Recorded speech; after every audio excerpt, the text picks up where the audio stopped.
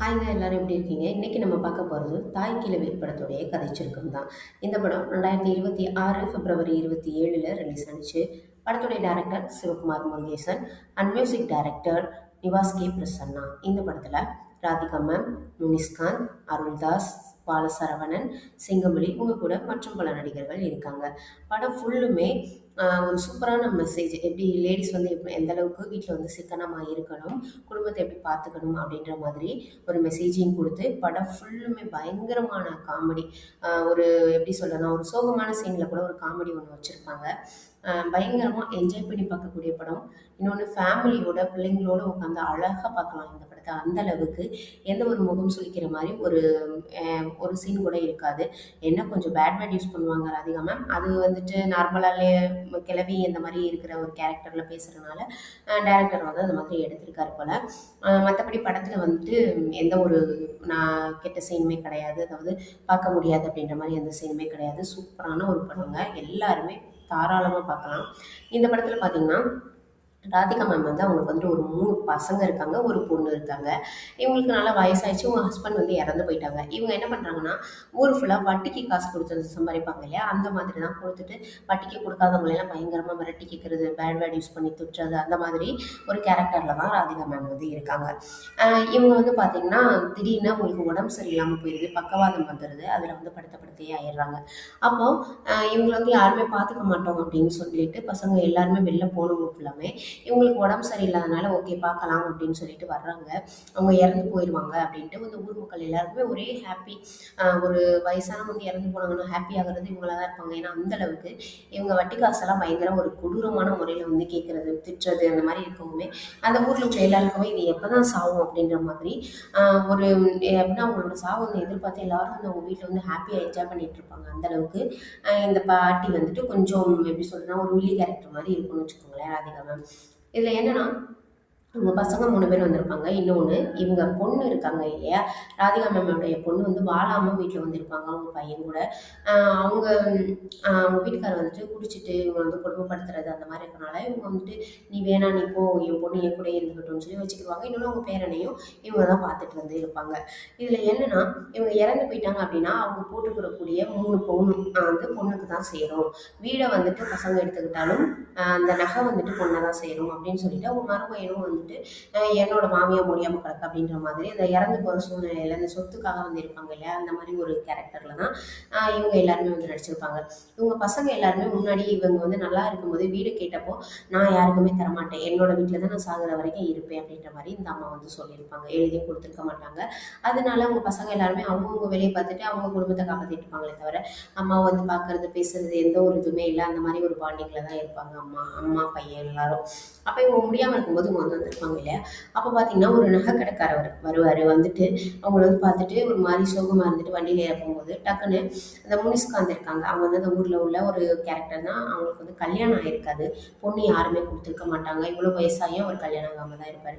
அவர் வந்து இவங்களை பார்த்துட்டு நீங்கள் யாருங்க, என்ன இங்கே வந்து வந்துட்டு போகிறீங்க அப்படின்னோடனே டக்குன்னு ஒரு லிஸ்ட் எடுத்து காமிச்சு இந்த அம்மா இப்போ தான் போன வாரம் வந்துட்டு என்கிட்ட 160 பவுன் வாங்கிட்டு வந்துச்சு, பாவம் முடியாமல் விழுந்துருச்சு அப்படின்னு சொல்லிட்டு அந்த லிஸ்ட்டையும் வாசிச்சு காமிப்பாரு. கவர்னர் மாலை இவ்வளவு, ஆரம் வாங்கியிருக்காங்க, அது வாங்கியிருக்காங்க, வளையல் வாங்கியிருக்காங்க, மூக்குத்தி வாங்கியிருக்காங்க அப்படின்னு ஒரு லிஸ்ட் ஒன்று காமிப்பார். காமிச்சோன்னே அவருக்கு ஒரு இதாயிரம். போய் பசங்கள்கிட்ட போய் சொல்லிடுவார், உங்கள் அம்மா 160 பவுன் வாங்கியிருக்காண்டா அப்படின்னு சொல்லிட்டு. அப்போ இந்த அம்மாவோட வீட்டு ஃபுல்லாக தேடுவாங்க, எங்கேயுமே கிடைக்காது நகை. அதோட என்ன பண்ணுவாங்கன்னா இவங்க எங்கெல்லாம் போயிருப்பாங்க அப்படின்னு சொல்லி கண்டுபிடிச்சி மலைப்பகுதி அது இதுன்னு போய் பார்ப்பாங்க. எங்கேயுமே உங்களுக்கு எந்த தோட்டத்துக்குமே கிடைக்காது. அப்போ என்ன பண்ணுவாங்கன்னா இவங்ககிட்ட கேட்கணும் அப்படின்னா அந்த செய்கை மொழியெல்லாம் பேசுவாங்க இல்லையா, அவங்கள கூட்டிகிட்டு வந்து இந்த அம்மா என்ன சொல்கிறாங்க அப்படின்னு சொல்லி கேட்போம் அப்படின்ற மாதிரி ஒருத்தரை கூட்டிகிட்டு வருவாங்க. வந்து கேட்கும்போது நான் வந்து நகை வச்சுருக்கேன், அது வந்து 3 பேருக்கு பங்கு போட்டு கொடுக்கணும் அப்படின்ற மாதிரி நம்ம அப்படி கையசைக்கிறத வச்சு அவர் வந்து சொல்லுவார். எங்கே வச்சிருக்கேன் அப்படின்னு கேட்கும்போது டக்குன்னு அந்த அம்மா வந்து கையை வந்து கீழே போட்டுருவாங்க. அதனால எங்கே வச்சுருக்காங்கன்னு தெரியாமல் போயிடும். இதில் என்னென்னா இவங்க அம்மா வந்து உடம்பு சரியில்லாமல் இருக்காங்க, அவங்களுக்கு வந்துட்டு மூச்சே நிற்க போகுது அப்படின்ற மாதிரி சூழ்நிலையில் ஹாஸ்பிட்டலுக்கு கூட்டிகிட்டு போகலாம் அப்படின்னு ஒருத்தவங்க சொல்கிறதுனால சரி ஓகே நம்ம கூட்டிகிட்டு போய் தான் பார்ப்போமே, ஏன்னா 120 பவுன் இங்கே வச்சுருக்குன்னு தெரியணும் இல்லையா அப்படின்னு சொல்லிட்டு கூட்டிகிட்டு போய் சேர்த்துருப்பாங்க ஹாஸ்பிட்டலில். அங்கே பயங்கரமான அமௌண்ட் வரும், காசு எல்லாமே வரும். ஆனால் இந்த பசங்க என்ன பண்ணுவாங்கன்னா 3 பேரும் ஆல்ரெடி இந்த 160 பவுனுக்காக தன்னோட ஒய்ஃப்கிட்ட உள்ள நகை எல்லாத்தையும் கொண்டு போய் அடகு வச்சுட்டு காசெல்லாம் செலவு பண்ணுவாங்க. பண்ணுவாங்க. பண்ணிக்கிட்டு வரும்போது ஓரளவுக்கு அந்த அம்மாவுக்கு எப்படி சொல்றதுன்னா, அவங்களுக்கு தலையில போற நரம்பு, அதாவது மூளைக்கு போற நரம்பு இருக்கு இல்லையா? அதில ஒரு சின்ன ஒரு பிளட் வந்து கிளாட் ஆயிருக்கும். அதனால தான் அவங்களுக்கு வந்து பக்கவாதம் வந்து வந்துருச்சு. இப்படியே விட்டா அவங்க வந்து இறந்து போயிருவாங்க அப்படின்ற மாதிரி ஹாஸ்பிட்டல்ல சொல்லுவாங்க. அப்ப ஆப்ரேஷன் பண்ணணும் அப்படின்னா நெறைய காசு வேணும். 3 பசங்களும் அடிச்சுக்கிட்டு வந்து நாறிக்கிட்டு வெளில போயிட்டு பேசிட்டு இருப்பாங்க. ஹாஸ்பிட்டல் விட்டு வெளில போயிட்டு. அப்ப என்னன்னா, அந்த 2 அண்ணங்கள் என்ன பண்ணுவாங்கன்னா, "நான் போறேன். இதுக்கு மேல என்னால ஒண்ணும் பண்ண முடியாது" அப்படின்னு சொல்லிட்டு சிங்கம்புலி அண்ட் அருள்தாஸ் 2 பேரும் வந்து கிளம்பிருவாங்க. ஆனா, ஒரு பாலசரவணன் வந்துட்டு அவருக்குள்ள நின்னுட்டு இருப்பாரு.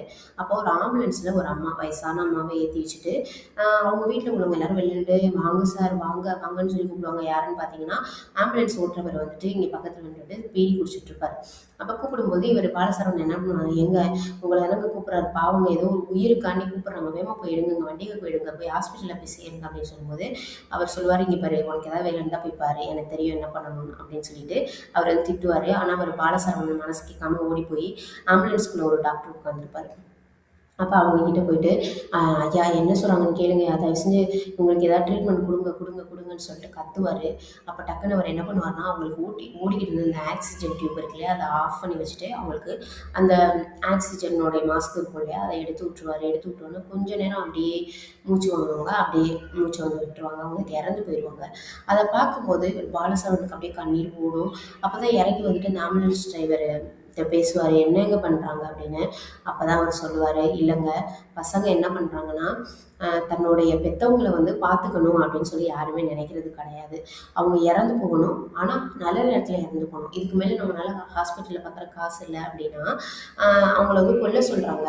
அதனால தான் இந்த மாரி ஒரு ஆக்ஸிஜன் இருக்கக்கூடிய ஒரு இது வந்து ஏற்பாடு பண்ணி நாங்க வந்து கொண்டு வருவோம்.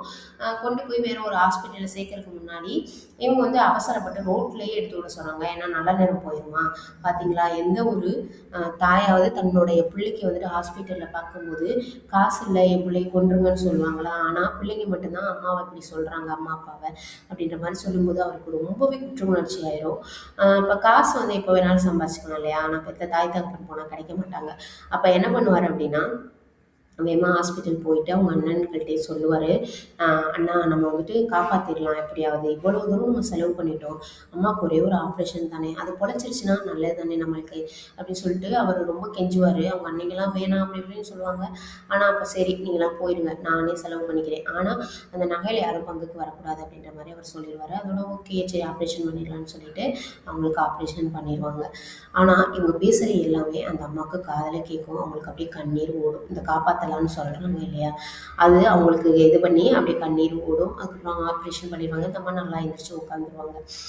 அப்ப அதுக்கப்புறம் அம்மா வந்துட்டு நகை எங்கே வச்சிருக்காங்கன்னு சொல்லுவாங்க அப்படின்னு சொல்லிட்டு நார்மல் வார்டுக்கு மாத்துனதுக்கு அப்புறமா ஓடி போய் வேகமா போய் கேட்க போகும்போது, அந்த அம்மா என்னடான்னா ஒரு ஜூஸோ ஏதோ ஒண்ணு வாங்கி குடுத்துருப்பாங்க. கழனி தண்ணி மாரி இருக்கு அப்படின்னு சொல்லிட்டு ஒரு மாரி பேட் வேர்ட் எதுவுமே யூஸ் பண்ணுவாங்க அதுக்கப்புறம். அதோட பார்த்தா பயங்கர காமெடியா போயிரும் அந்த இடத்துல. அவங்க எல்லாரும் நகை கேட்டு வேகமா ஆர்வமா அந்த ஆப்ரேஷன் பண்ணோனே அம்மா என்ன சொல்ல போகுது? அம்மா பேச போகுதுன்னும்போது கெட்ட வார்த்தை பேசணும்னா ஒரு மாரி நம்மளுக்கே சிரிப்பு தான் வருமே தவிர, பேட் வேர்ட் யூஸ் பண்ணுவாங்க அப்படின்னு நம்மளுக்கு எதுவுமே தோணாது. அப்ப சரின்னு சொல்லிட்டு இவங்கள டிஸ்சார்ஜ் பண்ணி வீட்டுக்கு கூட்டு போயிருவாங்க. அப்புறம் அ இதில என்னன்னா, அந்த ஒரு நகைக்கடைக்காரர் வந்து 160 பவுன் வாங்கியிருக்காங்கன்னு சொல்லியிருப்பாங்க இல்லையா? ஆக்சுவலா அவரு எல்லா வீட்டு கெதத்துலயும் போயிட்டு அந்த மாரி தான் சொல்லுவாரு. அவர் கொஞ்சம் மைண்ட் சரியில்லாதவரு. அப்படின்றது அதுக்கப்புறம் இவங்களுக்கு தெரிய வரும். அப்பா, அம்மா கிட்ட நகையும் இல்ல, ஒண்ணும் இல்லைன்ற விஷயம் தெரிஞ்சு போயிரும். சரின்னு வீட்டுக்கு வந்துருவாங்க. வந்ததுக்கப்புறமா அ ஒரு ஒரு எப்படி சொல்றது? அவங்க தூங்குற கட்டில் இருக்கும் இல்லையா? மரக்கட்டிலு. அதில போய் உட்காருவாங்க. "பொம்பளைங்க மட்டும் மேல வாங்கடி" அப்படின்ருவாங்க. அப்ப அவங்க மருமக, மக, பேத்திகள் அவங்க மட்டும் மேல வருவாங்க. வந்தோனே இந்த அம்மா அந்த சாவி அந்த அதே கட்டில்ல ஒரு இடத்துல இருக்கும். அதில திருவுவாங்க.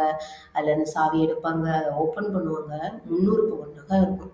அப்ப சொல்லுவாங்க, பல்லாங்குழி விளையாண்டுட்டே சொல்லுவாங்க, "பல்லாங்குழி விளையாடுறது சும்மா இல்ல. ஒரு பொம்பள வந்துட்டு அ என் செலவு வந்து பண்ணுவா, இது பண்ணுவா. அ எல்லாமே நம்மள்ட்டருந்து தீரப்போகுது அப்படின்னு நினைக்கும்போது, நம்ம இந்த கொஞ்சம் கொஞ்சமா சேர்த்து வச்ச அந்த பணம் வந்து ஒரு நாள் வந்து உதவும். எப்படி சொல்றதுன்னா, வலிச்சு நக்கிக்கும் அப்படின்னு சொல்லி இருக்கும்போது, அது பக்கத்துல வந்து கிடைக்கும். அதனால எப்பவுமே சிக்கனம் அப்படின்ற ஒரு விஷயத்த பெண்கள் வந்து யூஸ் பண்ணணும். இன்னொன்னு வீட்ல வந்து சும்மாவே இருக்கக்கூடாது. ஏதாவது ஒரு வேலை பார்க்கணும் அப்படின்ற மாரி அந்த அம்மா வந்து சொல்லுவாங்க. சூப்பரான மெசேஜ் அது. அவங்க சொல்லும்போது ரொம்பவே அழகாவே இருக்கும் அது. அதோட சரி என்ன பண்ணுவாங்கன்னா, "நீங்க என்னை காப்பாத்துனீங்க. இன்னும் நான் முடியாம இருக்கும்போது, என் மக பார்க்கக்கூடிய அந்த மூத்திரம், இந்த வயசானவங்க போவாங்க இல்லையா? அந்த அம்மா அப்படிதான் சொல்லுவாங்க. அந்த மாரி அவங்க கழிக்கிற அந்த விஷயத்த கூட அவங்க வந்துட்டு கிளீன் பண்ணியிருப்பாங்க. அப்ப அந்த அம்மா அப்படியே சொல்லுவாங்க. அப்படியே அது மாரி சொல்லிட்டு, "கிளீன் பண்ணியிருக்கீங்க. அதனாலேயே இந்த நகையெல்லாம் உங்களுக்கும் நான் தர்றேன்" அப்படின்னு சொல்லி வந்து எடுத்துக்கோங்க. அப்படின்ற மாரி சொல்லுவாங்க. கடைசியில இந்த முனிஸ்காந்த் வந்து கல்யாணம் ஆகாம இருக்காரு இல்லையா? ஸோ தன்னோட பொண்ணு வாழாம இருக்கனால அவங்களுக்கு கல்யாணம் பண்ணி வச்சு இந்த படத்த வந்து முடிச்சிருப்பாங்க. சூப்பர் படம் பார்க்குறதுக்கு ஃபேமிலியோட எல்லாரும் சேர்ந்து பார்க்கலாம்.